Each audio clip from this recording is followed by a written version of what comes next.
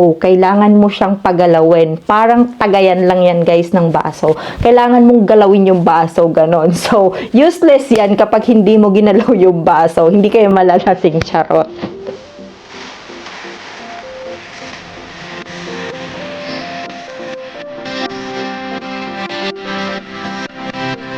Hey everyone! Welcome back to my YouTube channel. Ayan, hello 2026 at ngayon lang ulit ako makakapag-upload ng video dahil busy ang lola nyo guys. So ayan, pasensya na po. At dahil 2026 na guys, pag-usapan natin ngayon kung ano-ano nga ba yung mga preparation na ginawa ko sa Philippine Immigration after ng 3 times upload ko. So gusto kong gumawa ng video na to guys kasi nga ang dami pa rin nagre-reach out sa akin, ang dami pa rin nagtatanong kung ano daw ba yung mga gagawin nila kasi gusto ulit nilang itry na lumabas ng bansa, and hindi ko na po kasi kayo maiisa-isa sagutin sa inyong mga concern. Ilalagay ko na lang po dito yung explanation ko and yung preparation ko na ginawa ko, and then tips na din po doon sa may mga upload issue na gusto ulit lumabas ng Pilipinas. Before I start guys, sa mga bago pa lang dito sa channel ko, huwag niyo pong kalimutan mag-subscribe at i-click niyo na din po yung notification bell para naman updated kayo sa mga bagong videos na i-upload ko.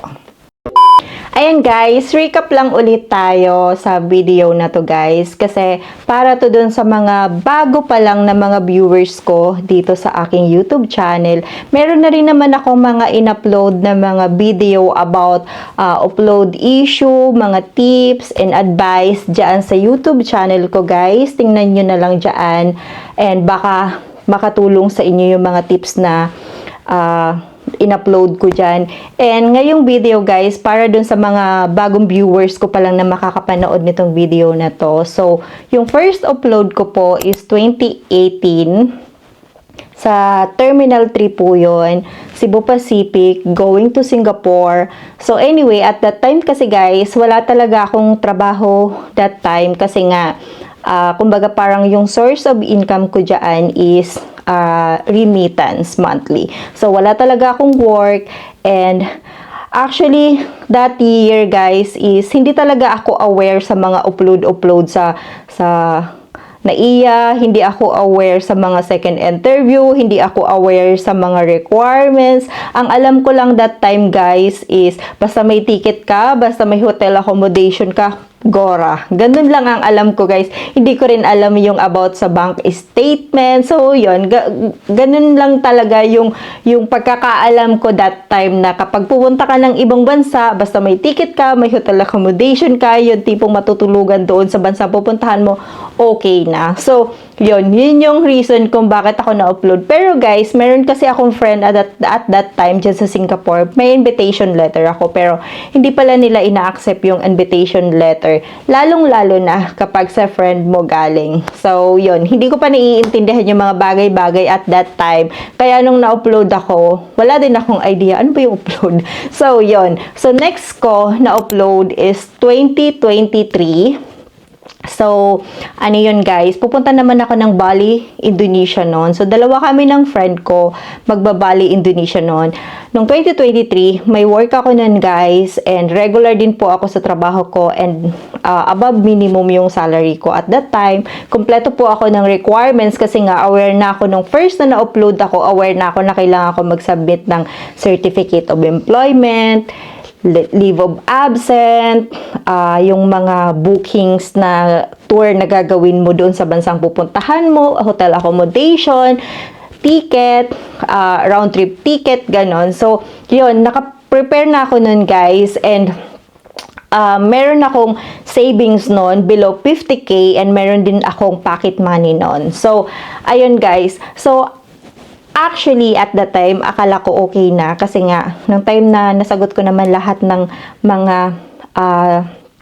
tinanong sa akin ng IO. Kasi nga guys, once na may upload history kayo sa Philippine Immigration, kakalkalin nila ng kakalkalin yung history mo hanggang sa mahanapan ka nila ng butas para mai-upload ulit. So, yung friend ko guys is na-hold na siya kasi tinanong daw siya ng Philippine IO na Doon pa lang sa first interview, tinanong siya kung may diploma daw siya. Etong friend ko, first time niyan lalabas ng bansa, pinakita yung diploma. So, ayan, inabisuhan ko naman siya guys na kapag may tinanong ang IO na mga ganon about sa mga school credential, ganon ganyan, huwag sumagot ng meron siyang daladala kasi automatic na yun, mag-iisip na talaga yung IO na mag-apply ka dun sa bansang pupuntahan mo or mag-cross country ka. So, ayun guys, so since nakasama ko siya at tinuro na ako nung friend ko na ako yung kasama niya, so in-upload na ako. So, wala na ako magagawa guys. So, next upload ko is the same year, 2023. Lumipad ako pupuntang Cebu. Trinay ko guys kasi gustong-gusto ko talagang lumabas ng bansa at that time kasi nga gusto ko talagang magbakasyon guys kasi yun yung time na kalagitnaan ng stress na stress ako sa buhay. And alam mo yung tipo na gustong-gusto mo lang pumunta ng ibang bansa, lumanghap ng abroad na hangin, yung mga ganun yung tipo. So, ang ginawa ko guys, kasi may nag-advise sa akin na i-try ko daw sa Cebu Airport. So, nagpumunta ako doon. Siguro ang pagitan lang guys nung second upload ko is 5 days lang, 3 to 5 days, hindi ko na matandaan. Basta yun. So, nag-book ulit ako ng tickets. Ayun, pagdating ko dun sa Cebu, tinanong ulit nila kung bakit daw ako na-upload. So, yun, another interview yun guys. And then, ang dami mga tinanong sa akin. Pero mabait naman yung nag-interview. Pero ayun nga, hindi pa rin nila ako pinayagan. Kasi nga, hindi ko daw na-comply kung ano yung pinapakomply nila sa akin nung time na na-upload ako. So, umuwi akong luhaan from Cebu. So, ayun guys. So, ganon kasalamuot ang aking experience sa Philippine immigration.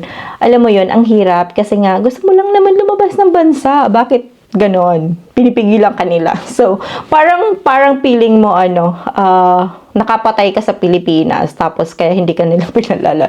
Mga ganun. So, ayan. So, dun ko na feel na na parang sinampal ako ng kahirapan at that time na in-upload ako guys kasi nga ganun, kumbaga parang tumitingin sila sa pocket money mo, sa pera mo sa bangko para payagan ka nilang umalis. So, kapag wala kang milyones, hindi ka nila papayagan, wala kang karapatan mag-tour. So, ganun yung feeling ko at that time. So, yun yung history ko guys ng 3 times upload ko kung bakit ako nagkaroon ng 3 beses na upload sa Philippine Immigration.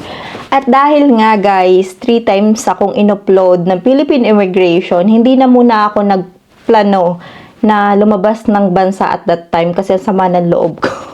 So, ayan. So, ang ginawa ko, instead na magmukmuk ako, ma-stress ako, nag-prepare talaga ako ng bonggang-bongga guys. Kasi nga, gusto ko sa next na lalabas ako ng bansa sa ika-4 na pagkakataon na lalabas ako ng Pilipinas. Gusto ko meron na ako mapapakitang mabigat na pruweba sa mga IO, especially yung savings at yung strong ties.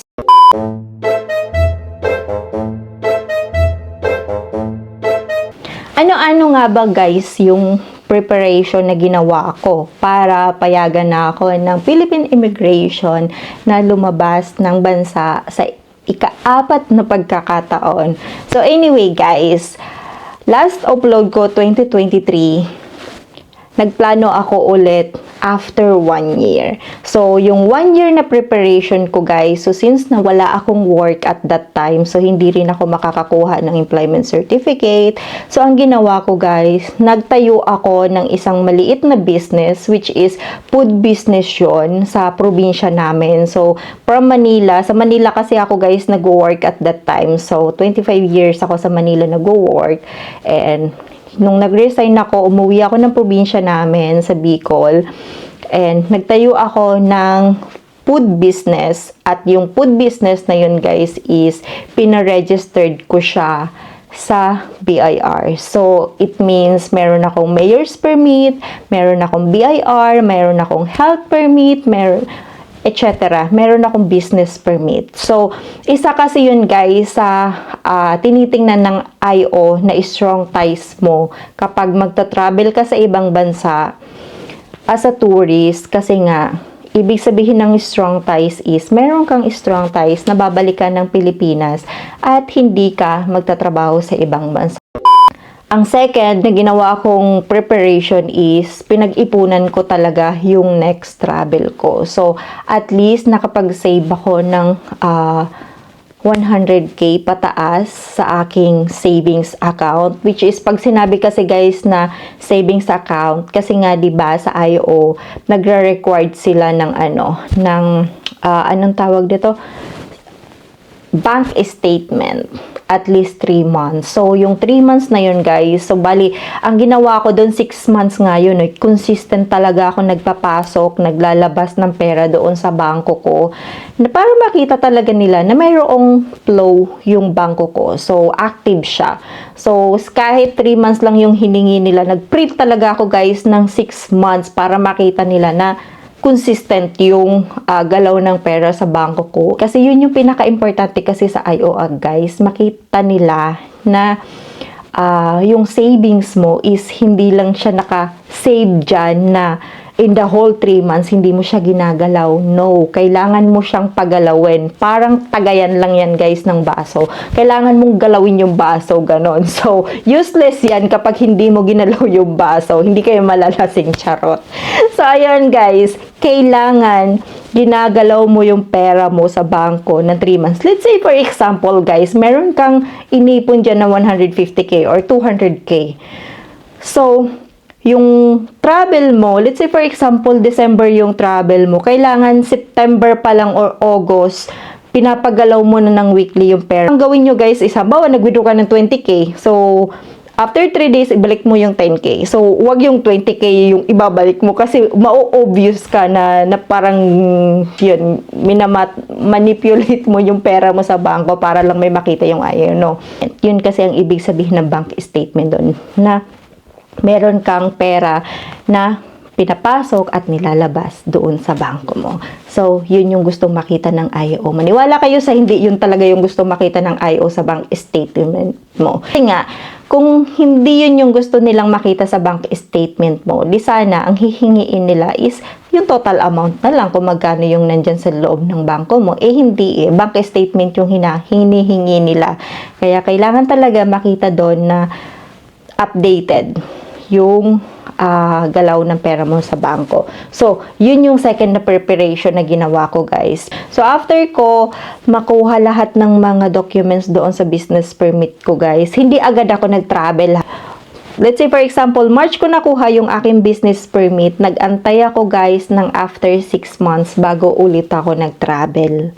So, inantay ko muna na, yun, yung tumagal muna yung business ko ng kalahating taon bago ulit ako nag-travel. Kasi, mau-obvious kasi, guys, kung halimbawa, kakalakad mo lang ng business permit mo ng March, tapos March magta-travel ka ulit. Siyempre, maka-question ka ng IO, kakabukas mo lang ng business mo, tapos aalis ka kaagad.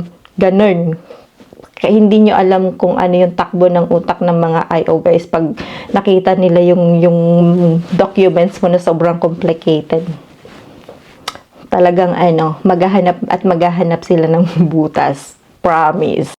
After, guys, nung inaantay ko yung 6 months na yon, ika 4 months, doon na ako nag-book ng ticket ko going to Thailand. So, kaya na-advance ko yung ticket ko. So, hindi obvious na nag-book agad ako ng ticket. So, talagang preparation yung ginawa ko, guys. So, eto na, guys. Doon na tayo sa date ng aking flight going to Thailand. So, after 6 months, nag-fly ulit ako, guys. So, ang mga prepare kong mga documents at that time. Kasi nga, guys, kapag na-upload ka, merong papel na ibinibigay yung IO sa inyo para sa next travel mo, yung i-comply mo na documents, ang nakalagay doon is either AOS, Affidavit of Support, ng kamag-anak mo doon sa bansang pupuntahan mo, or OEC. Ang ibig sabihin po ng OEC na yun is na-hired ka from Philippines, tapos pupunta ka doon sa bansang pupuntahan mo as OFW, magtatrabaho ka doon. So, yun po, yung OEC na yun, kinukuha yun sa POAE. So, Kung wala ka naman talagang kamag-anak sa bansang pupuntahan mo guys, sino magpo-provide ng EOS mo? Syempre wala. 'Di ba? So, ako, wala talaga magpo-provide ng EOS ko at that time. So, saan ako kukuha ng EOS? So, wala rin naman akong plano magtrabaho at that time kasi nga magtuturist lang ako. So, hindi rin ako nag-apply ng agency sa Pilipinas para makakuha ako ng OEC. Kaya, yung preparation ko is, nag-business talaga ako. So, since na meron naman ako naipon na pera para pang business. Tsaka plano ko na rin talaga at that time guys na mag-business ako after ng tour ko talaga noon. Kaya lang nung na-upload ako. So yun, nag-focus na lang ako muna mag-open ng business. Hindi ko na talaga pinilit pa na mag-travel ulit kahit gustong gusto ko mag-travel at that time. Kasi naniniwala kasi ako guys na na kapag hindi pa time. So, naalala ko tuloy nung time na na-upload ako kasi sobrang stress ako. Kasi wala na ako na-refund ni isa guys. Ticket ko, hotel ko, wala akong na-refund. Sa 3 times upload ko guys, ni isa doon wala akong na-refund. Kasi nga, lahat ng ticket na binook ko is naka-sale yun. So, pag Cebu Pacific, mahirap sila mag-refund. Especially kapag binook mo yun guys sa booking.com, hindi mismo direct sa Cebu Pacific. Ang hirap hagilap ng refund sa kanila. So, hindi na ako nag-refund. So, dun sa 3 times upload ko na yon, wala akong na-refund ni isa dun. Kaya sobrang stress talaga ako. Alam nyo ba guys, yung realization ko at that time, nung na-upload ako ng pangatlo, kasi nga, nag-flight pa ako sa Cebu nun eh. So, another gastos yon, balikan pa yung ticket ko nun. So, hindi din mura yung ticket kasi nga on the spot. Siguro yung ticket ko nun parang nasa 5,000 ata. Tapos, babalik pa ako. So, yun. So, anyway, yung realization ko at that time, naisip ko na lang na, ay siguro hindi pa time ni Lord na paalisin ako or baka may mangyaring hindi maganda dun sa akin sa bansang pupuntahan ko. So, yun na lang yung naisip ko para ma-motivate ko ba yung sarili ko na na hindi ako ma-stress, hindi ko damdamin masyado yung nangyari sa akin na upload. And I remember, binigyan din ako ng wisdom ni Lord at that time. Sabi nga sa Isaiah 60 verse 22 guys is, when the time is right, I, the Lord, will make it happen. So, yun talaga yung unang pumasok sa isip ko at that time. Sabi ko, baka hindi pa talaga time ni Lord na paalisin ako ng Pilipinas. Baka meron pa akong mga bagay na kailangan gawin. So, which is, yun nga yung ginawa ko guys, is yung business. And, naisip ko rin at that time, sabi ko nga, siguro kung pinilit ko pa ng lumabas talaga ng bansa at tayo, paano kung halimbawa na disgrasya yung eroplanong sinasakyan ko or may nangyaring hindi maganda sa akin doon sa bansang pupuntahan ko. Alam mo yung ganong mga inisip ko na lang guys para ma-encourage yung sarili ko, ma-motivate ako na talagang kumbaga hindi pa talaga time. So, hindi pa binigay sa akin ni Lord ng time na yon na makapag-travel ako sa ibang bansa. And ayun nga guys, siguro naka-move on na ako after 2 weeks. Yun. Kasi nga, pinag-pray ko na lang and sabi ko na lang kung ano yung plano ni Lord sa akin. So, dun ako, gora ako. Sinurrender ko na lang sa Kanya lahat. And ayun nga guys, after ng 3 times upload ko, after 1 year, yung ika-part attempt ko is, praise God! Pinayagan ako ng IO. So, yun, utang na loob ko po dun sa IO na yun, yung nag-interview sa akin na pinayagan niya ako lumabas ng bansa. So, praise God for that. Anyway, guys, after this video na to guys, isi-share ko naman yung preparation ng mga may upload na mga employed. So, isi-share ko na lang after this kasi hindi ko na isisingit dito kasi medyo mahaba na ang aking video right now. And I hope na natulungan kayo ng video na to guys. Kung meron kayong mga question regarding this video, mag-comment na lang kayo sa baba and sasagutin ko na lang po kayo. Thank you for watching and see you on my next video. Bye!